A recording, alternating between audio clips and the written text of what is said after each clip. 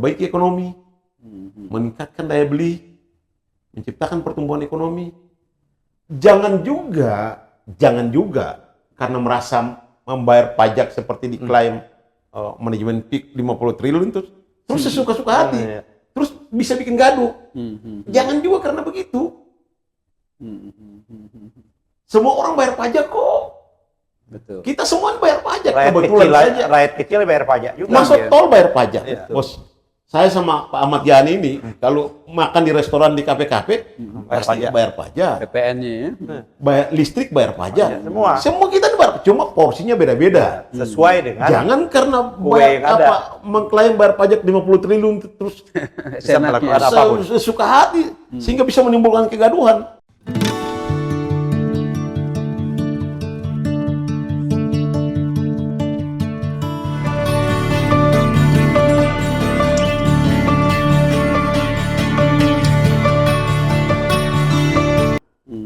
Tapi kalau itu benar, artinya polisi tahu. Polisi tahu ini bermasalah, Allah alam, tapi bahwa polisi itu tahu. Harusnya dari awal, nggak tahu nih siapa yang jadi Kapolda dan Dir Airutnya nih. Minimal atau sampai ke atas nggak itu? Dalam perjalanannya, Pak Prabowo ini kan kurang jago lah, intelijen jago lah. Tahu ini polisi tahu, tahu ini KKP tahu. Ya udah, pakailah angkatan laut, bongkar. Artinya pasti Pak Prabowo tahu bahwa dua institusi ini punya pengetahuan yang luas. Cuma ya angkatan laut yang menjadi ini pesan politik yang besar. Ada sesuatu yang kode besar gitu loh. Oke. Harus dipahami oleh Airut dan polisi Airut sama KKP, ya kalau boleh susah percaya kalian lah kira-kira begitu. Iya. Kalau gimana? Kalau Pak Ketum gimana? Prabowo ini betul nggak? Kira-kira sepikiran nggak dengan Pak Harto gitu dalam hal tadi lingkungan hidup tadi ya kaitannya dengan keselamatan? Gini, itu kan orang itu bisa dilihat tidak hanya sekedar pencitraan. Beda dengan Jokowi kan? Ya. Imitasi, Betul. tidak genuine.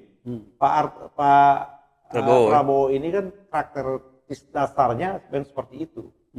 Dan jejak rekamnya itu kan bisa kita lihat. Pidatonya pada jauh sebelum jadi presiden, ya kan? Pada waktu dia masih memimpin di Kopassus, kan dia selalu dekat. Kehadiran dia pada waktu reformasi, ya kan? Dan dia akhirnya dia harus mengambil risiko, harus menjadi orang yang terasingkan, ya kan? Di luar negeri. Peristiwa huru hara 98 itu seperti itu. Nah, jadi menurut saya dia sangat memahami betul, dan dia hadir, ya kan harus dipahami juga. Dia itu bukan juga walaupun dia elit, tapi elit yang berpindah-pindah setelah peristiwa PRRI Bapak itu. Oh iya. Dia kan mengalami hal-hal seperti itu. Dia sangat memahami kondisi rakyat dan bangsa ini gitu loh. Maka Pak Prabowo itu sangat marah dengan kemiskinan. Ya kan? Dan sangat mudah terharu dia. Kan lihat pada waktu makan gratis. Pak Prabowo kan nangis kan? Pada waktu ada seorang anak yang mau nulis tangan, yang pesannya itu disampaikan, dibacakan oleh ibu gurunya. Ya kan? Baru kali ini presiden memperhatikan ya. Inilah presiden terbaik, seperti itu kan? Kami selama ini nggak dapat bla bla bla makan seperti itu. Dan saya mendapat informasi dari orang dekat betul Pak Prabowo membaca itu menangis. Ya, artinya dia sangat peduli betul. Nah, ini diikuti dengan statement dan langkah-langkah berikutnya tadi yang dikemukakan oleh Isman tadi. Dan ini puncak kemarahannya betul. Maka dia menyatakan kalau memang sudah tidak satu visi lagi sama saya, kalau tidak lagi ingin bersama-sama saya dalam rangka untuk kesejahteraan rakyat, dalam rangka untuk memberikan perhatian kepada rakyat, menyingkir. Minggir seperti itu. Kenapa? Karena masih ada menteri-menteri ini yang punya agenda-agenda tersendiri. Dia masih menganggap bahwa presiden ini Jokowi, seperti itu loh. Masih patuhnya ke Jokowi, masih ada ini. Orang ini, penyakit ini. Apa kalau penyakit itu? Komorbid, Komorbid. Pasti ada penyakit bawaan ini yang gengnya kabinet yang sebelumnya ini. Mereka itu yang menjadi beban Pak Prabowo hari ini seperti itu? Saya tambah Pak Yani. Saya cuma ingat Pak Prabowo tidak bergeser dari keberpihakannya dia kepada rakyat, itu tidak bergeser. Tadi Pak Ahmad Yani tarik ke belakang masih jadi prajurit. Tapi existing dia ketika dia mulai terlibat di politik. Kalau di prajurit kan tidak boleh terlibat. Iya. Tapi ketika pertama kali dia terlibat di politik, di mana itu? Dia terlibat di politik konvensi Partai Golkar. Iya, ya. Dari presiden 2022. Enggak, 2002. Konvensinya mulai Capres 2004 ya. Iya. Betul. 2003 itu materi kampanyenya tidak bergeser dari satu, keberpihakan kepada rakyat. Dua, keterbelakangan rakyat. Tiga, kemiskinan rakyat. Dia tidak bergeser dari itu. Konsisten betul dia kampanye tentang itu. Dan apa yang dia pikirkan di pertama kali dia terjun di politik di 2002-2003 itu, hari ini dia realisasikan. Hari ini dia aplikasikan ketika dia menjadi presiden. 20 tahun kemudian. Iya. Tidak omon-omon, Iya. tapi betul-betul dia aplikasikan ketika dia menjabat. Dulu dia masih gagasan dan angan-angan. Sekarang apa yang dia lakukan hari ini nih adalah konsep dan keinginan dia 22 tahun silam. Ketika dia pertama kali terjun di politik. Di konvensi Partai Golkar. Iya. Ini yang saya lihat banyak tidak paham. Banyak yang mungkin lupa atau tidak ini bahwa gagasan besar dia, ambisi dia untuk tidak lagi melihat rakyat miskin, tidak lagi melihat rakyat ke belakang, tidak lagi melihat rakyat susah. Ini adalah ambisi besar dia ketika pertama kali dia terjun di politik. Artinya Partai Golkar. harapan dia kisruh soal PIK, pagar laut itu mungkin selesai ya di Prabowo nih Pak ya. Pokoknya bagi dia jangan susahin rakyat. Udah, lu bikin apa, bangun apa silakan. Apalagi bagi Pak Agwan dan Pak Antoni Salim. Saya pikir Ya cukup lah ya harusnya. dia apa ya? Mereka itu saatnya untuk bantu Pak Prabowo. Tidak menimbulkan kegaduhan. Kalau apa ya? Bahasanya itu negara sudah berikan cukup lah. Berlebih bahkan. Muntah, kira-kira begitulah. Negara berikan kepada Pak Antoni Salim dan Pak Agwan ini sudah pada tingkat muntah. Ya kekayaan Pak Antoni Salim bukan 7 turunan tapi mungkin 17 turunan tidak bisa habis. Pak Agwan juga, Pak Agwan ini properti nomor 1 di Indonesia. Pengembang properti nomor 1 di Indonesia. Pak Agwan juga mungkin ya di bawah Pak Antoni Salim lah. 13-15 turunan nggak habis-habis. Ya apa tidak sebaiknya membangun tidak menimbulkan gaduh, sehingga memberi ruang bagi Pak Prabowo untuk menata bangsa ini, memperbaiki ekonomi, meningkatkan daya beli, menciptakan pertumbuhan ekonomi. Jangan juga karena merasa membayar pajak seperti diklaim manajemen PIK 50 triliun terus sesuka-suka hati, terus bisa bikin gaduh. Jangan juga karena begitu. Semua orang bayar pajak kok. Betul. Kita semua bayar pajak. Rakyat kecil bayar pajak juga. Masuk tol bayar pajak. Bos, saya sama Pak Ahmad Yani ini kalau makan di restoran di kafe-kafe pasti bayar pajak. PPN-nya ya. Bayar listrik bayar pajak. Semua kita bayar, cuma porsinya beda-beda. sesuai dengan. Jangan karena yang ada. mengklaim bayar pajak 50 triliun terus Bisa melakukan apapun. sesuka hati sehingga bisa menimbulkan kegaduhan. Bukan saatnya kita bikin gaduh. Bukan saatnya kita bikin perbedaan yang mendalam. Mari kita sama-sama berdiri, bergandengan tangan, bersama-sama dengan Pak Prabowo menata bangsa ini. Saatnya kita melakukan penataan untuk bangsa ini dengan segala kekurangan yang kemarin ditinggalkan. Berat loh. Pak Jokowi jadi presiden itu 20 Oktober 2014. Posisi utang Indonesia dari Pak zaman Bung Karno sampai dengan Pak SBY turun 20 Oktober 2014 itu adalah 2.606 triliun. Hari ini utang kita itu adalah mendekati 9 triliun. 9.000 triliun. Itu utang luar negeri, resmi luar negeri. Belum utang dalam negeri. Utang non negeri sekitar Belum 3.000 triliun lagi. Belum utang BUMN. Utang BUMN sekitar 9.000 triliun. Jadi ini berat gitu loh. Oke deh. Pak Antoni Salim, Pak Aguan, Anda orang hebat lah. Anda juga menciptakan lapangan kerja buat orang makan banyak, orang hidup banyak. Tapi jangan gara-gara PIK ini kita jadi gaduh.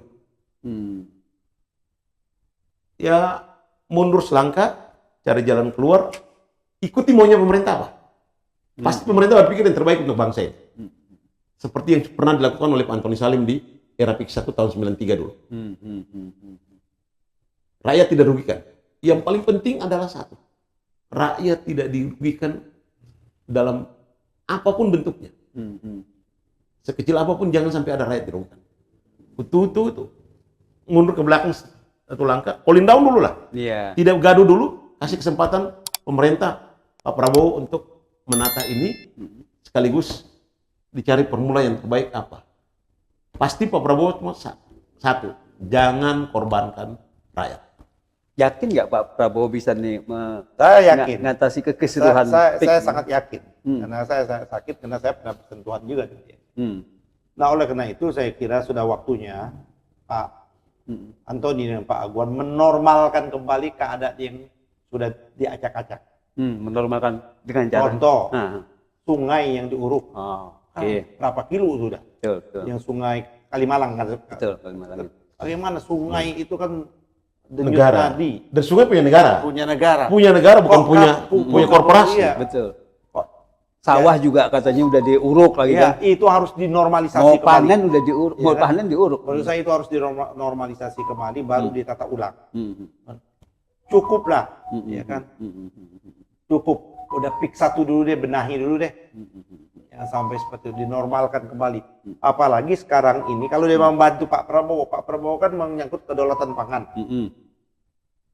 Kenapa nggak dibangun pusat pertanian yang modern, yang rencananya PIK 2 ini? Bisa dibangun padi, varietas unggul, apapun bisa dibangun satu. Kan bisa. Itu artinya dia tidak untuk meraup keserakahan itu. Stop, berhenti, dukung programnya Pak Prabowo, dinormalisasi kembali, areal PIK 2 ini dijadikan pusat kedaulatan pangan kita. Oke. Nah, saya sebelum Oke. tutup, Ya. saya mau bilang bahwa PIK 2 ini terlalu beririsan dengan penyangga Jakarta. Wah. Oke. Penyangga untuk Jakarta lah. Dia ada di Jabodetabek yang terlalu dekat dengan Jakarta. Membangun kita perlu membangun. Tapi jangan sumbu-sumbu keributan itu ada di daerah penyangga yang tidak perlu seperti ini. Nah kita lewat 100 hari pertama ini udah lumayan bagus lah.